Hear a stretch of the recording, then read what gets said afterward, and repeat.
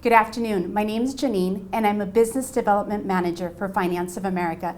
Today, I'm here at El Encanto in Santa Barbara, and I have a special treat for you. I am here with the co-author of Chicken Soup for the Soul. He's a trainer, motivational speaker, entrepreneur, and has touched millions of lives all around the world. Jack Canfield, welcome. My pleasure. Thank you for having me here. Jack, we're constantly on a quest for success. Mm-hmm. I saw an interview of yours where you define success as fulfilling the soul's purpose. Yes. How can we tap into our greatness and fulfill our soul's purpose? Well, first of all, let me just speak to the definition of success, because I used to believe that success was achieving any result you wanted. You wanted to make $1 million, you did that, you were a success. You wanted to be a famous poet, you did that, you were a success. But I've worked with thousands and thousands, probably millions of people live around the world in 51 countries, and I've discovered a lot of people have what we normally would call the symbols of success. They have the cars, the house, the mansion, the bank accounts, the boats, the planes, and they weren't really fulfilled, they weren't really happy. And so I began to look at my own life and why was I so happy? And I realized that we each have a unique life purpose. We each have something we're here to either express or to learn or to contribute into the world. And when we don't do that, we end up feeling frustrated, we don't feel fulfilled. We have all the toys, but we don't have the inner fulfillment. And so I believe that each of us has the capacity to tap into and discover. The word discover means to take the cover off of something already there, which is the essence of who you are. Some people are very lucky when they're younger. They know, I want to be a baseball player. I want to be a musician. I want to play violin. I'm remembering this mother who told me recently her son was just played the violin all the time. And he said, you have to stop playing the violin. Go outside and play. And so she looks out 20 minutes later, and there's this other girl from down the street, and they're playing the violin and cello together, because this is what his purpose was. It was music. So I think that each of us has the capacity to tap into that, and we can talk about how if you want, so that we have the sense. Someone once said, there's two great days in your life. The first is when you're born, and the second is when you figure out why. You know, you figure out what your why is, what is your motivation, what's propelling you forward, what's your passion. And as we were talking before we started the interview, so many people are living like zombies. They've never really discovered their passion, or when they were passionate as a child, they got squashed, either by parents, school, coaches, church, whatever it might have been, so that they're no longer allowing themselves to pursue that which brings them the greatest joy. Correct. You said that we could tap into how do we discover our why? How do we find our why? I know that some people, like you said, at a young age know exactly what they want, and I'm always preparing my children or making sure that I bring out those talents, bring out those gifts so they can maximize them and utilize them. But how do we tap into our why? Well, basically, I think the simplest way, well, I'll talk about 3 different ways that I use with my clients. Number 1 is just to do what I call a joy review. What has brought you the most joy in your life? When were you happiest? When did you feel most alive? There's a person recently said, I forget who it was, but it was a wonderful quote. He said, don't ask what the world needs, ask what makes you come alive. Because what the world needs are people who've come alive. Because when you're alive, you're doing that which you were designed to do. And my belief is that each of us is like a cell in a body. And if the kidney cells do what the kidney cells are supposed to do, and the eyeball cells do what the eyeball cells are supposed to do, and the heart cells do what the heart cells are supposed to do, then the body works. And if any one of those cells stops doing what it's supposed to do, or thinks it's the only cell that should exist and then starts multiplying, we call that cancer, then the body doesn't function correctly anymore. So the body of humanity needs each one of us pursuing that which brings us the greatest fulfillment. So the first thing for me, I look back on my life, I was always a teacher. You know, I was a Boy Scout leader, a patrol leader in the Boy Scouts. When I was, I would have been captain of the football team, but there's a reason I wasn't. I won't go into that. I would have been the president of my fraternity at Harvard, but I grew a beard, and they didn't want a guy with a beard to be representing SAE at the national convention. But I was always in these leadership positions, and I naturally loved to teach and to lead. And so here I am today, teaching. I taught high school, I taught college, and now I'm teaching, at a much larger level. So if you go and you look back over your life and say, when was I happiest? When was I most fulfilled? I write about a woman in my book, The Success Principles, named Julie Carrier, who went to Ohio State University, with the idea she'd become a veterinarian because she loved animals. She gets to Ohio State and she starts realizing, to become a veterinarian, I got to take biology and biochemistry and anatomy and all this.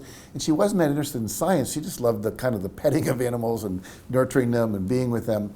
And so she said, I'm miserable here. I'm not liking this. So she sat down. She said, when was I happiest? And she realized she was a student council president. She used to be, a mentor when the kids would come for conferences from high schools to Ohio State. She would be one of the people that would lead them around and help, oversee their leadership conferences. And she came to the conclusion, I love leadership. And she went to Ohio State University and she said, I want to get a degree in leadership. They said, we don't have one. And she said, well, can we create one? And they said, well, why don't you do an independent study, figure out what leaders need, and then come back and we'll talk about it. Well, persuasion, psychology, communication skills, and so forth. So she got the first degree in leadership from Ohio State. When I met her, she was 26 years old. She was teaching leadership at the Pentagon to military officers. So it's possible, if you really get in touch with what turns you on and you follow that, then you have to ask the question, how do I monetize that? There's a woman I know in Hawaii who loves to surf. Now, how do you make a living surfing? She actually teaches executives from companies, only women, to surf for a week. I think it's like $2,000 to $5,000 she charges. She gets like 5 to 10 women, and they surf all day long. And she says, how you do anything is how you do everything. So if you paddle too fast, the wave, you don't get the wave. If you wait too long, the wave goes by you. If you get up on your board too slow, you're not going to make it. If you get too far out in front of the board, you're going to tip over. Which if you get too far in front of your troops as a leader, you're going to tip over. If you miss the trends that are coming, like the waves, you're not going to be successful in business. And so she's making $10,000, $20,000 a week surfing. She's out on a beach in her bikini all week long. So the second thing you can do is a technique I teach in my book, The Success Principles, in the second chapter called Be Clear Why You're Here, which is about purpose and what we're talking about. And so you ask yourself, what are the two qualities that when I'm expressing them, I feel most like me? They're most who I am. So for me, it's love and joy. For my wife, it's authenticity and spontaneity. She just totally does whatever she wants, says whatever she wants, and people love her for it. For someone else, it might be organization and discipline. Then you ask yourself, what are the two ways you most love expressing those qualities? Well, for me, it was inspiring people, like with the Chicken Soup for the Soul stories, and empowering people with the tools I have in my books, The Success Principles, The Aladdin Factor, Dare to Win, things like that, and also in my seminars. And then the last question, or for me, so inspiring and empowering, and then the last question is, if you were to describe the world working perfectly according to you, what would be happening in that world? And so for me, it's everyone's living their highest vision, because as we talked about before, if every cell was doing its job, the world would work perfectly. And so then we turn that into one statement, combine it. My statement is inspiring and empowering people to live their highest vision in a context of love and joy. For my wife, it's giving people permission to be their authentic selves by being my authentic self, expressing my spontaneity and authenticity. Now, the third thing you can do is a guided visualization where I'll take people in. We'll go up a mountain, because whenever you go up in the guided visualization, you're going to a higher level of consciousness. And that's why gurus are always sitting on mountaintops in cartoons and so forth. And then I'll have them go into a golden temple, and then a guardian angel or a wise being comes down, gives them a box that has a gift in it. So my box, when I first did that exercise, I got a heart. So love, obviously, was that. And then I got a frog, love and joy. So it's a lot of fun. But then you can actually talk to the guardian angel or this wise being, and you can ask questions about what's my purpose, how should I be expressing that. We all have access to a higher level of consciousness, but most of us have never been taught how to access that. That's why meditation is so valuable. That's why guided visualization is so powerful, going to workshops and doing these kinds of exercises. Thank you so much for that response. Okay, Jack, so we find our purpose in life. Mm-hmm. And we pursue it. Well, let me say some people pursue it as yourself. Sure. And others give up. They're almost there, but right before they reach their purpose and mm-hmm. they feel fulfilled, they give up because of the excuses, because of outer circumstances. So what happened to me was I went to your event in Dallas in November, and I was very moved by your story. And when you told your story, I said to myself, here's someone who's extremely courageous. He has an insane amount of tenacity and resilience, because usually we give up right when we're about to achieve something great. So how have you managed to build that tenacity, and how have you managed to be rejected so many times with Chicken Soup of the Soul? With Chicken Soup for the Soul. How did you manage to keep going and just pressing forward? Well, I was fortunate enough when I was in my 20s to have worked for a man named W. Clement Stone in Chicago, who was a self-made multimillionaire. He did later get a college degree, but when he started his career, he'd never even graduated from college. And he was worth $600 million. And he started a company called Combined Insurance Company. He also was the original publisher of Success magazine. And so I was fortunate enough to work in his foundation. See, where I found my why was being a high school teacher. And I was teaching in an all-black inner-city high school, and I became much more interested in why my kids weren't motivated to learn than I was in teaching history, because I was always motivated. Why weren't they? And so I began to look around, how could I find ways to motivate other people? That's when I ran into W. Clement Stone, who'd written the book, The Success System That Never Fails. So at a very young age, I was exposed to one of the top minds in success in the world. And one of the things he said was, you never, ever, ever give up. You know, it's like, when do you give up? Never. You know, Winston Churchill is famous for a very short, I think the shortest speech in the history of education, where he delivered a graduate commencement speech to a private school. And he stood up and he said, "When should you give up? Never, never, never." And then he sat down. That was his whole speech. And so, you know, I was kind of imbued in that. And so what I've learned is that success in some way is a numbers game.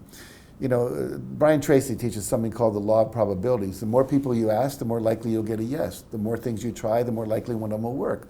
And so for me, with Chicken Soup for the Soul, you know, we had a literary agent. We went to New York. We did 21 meetings in 3 days, you know, running around for the publisher.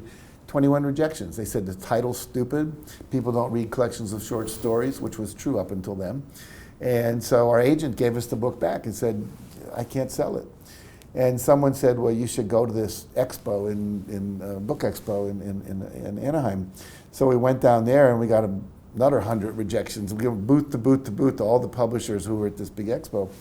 And eventually, we found a publisher in Florida, but it was the 145th publisher that said yes. So we got 144 rejections. And most people give up after 5 or 10 or 12, or they say, "Nah, I'll never get a job." I was talking to an ex-convict recently who said, "You know, you can't get a job if you're an ex-con." I said, "Well, how many job applications do you put in?" 10. And every one of them said, "We just don't hire ex-convicts."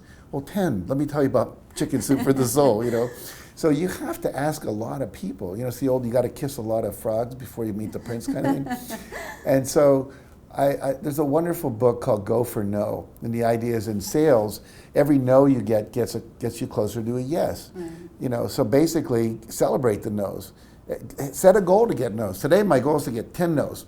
And every no you get, you feel empowered because you know you're getting closer to a yes. And in every given profession, whether it's mortgage brokerage, whether it's sales in the real estate, whether it's selling computers, multi-level marketing companies selling cosmetics, whatever it is, there's always a cycle that says for every 10 or every 25 or every 50 people I ask, I get a yes. In my business, it's like every 9 people we talk to on the phone, we get someone to enroll for one of our seminars. And I remember once in St. Louis, one of my staff had 81 no's in a row and was starting to get really depressed. And then the next gig got 9 yeses in a row, keeping the average 1 out of 9. It's just sometimes they all come at the end. So if you know that and you understand that, then as you go forward, it's just a matter of like next, next, next, next, next, next, next, until you get a yes.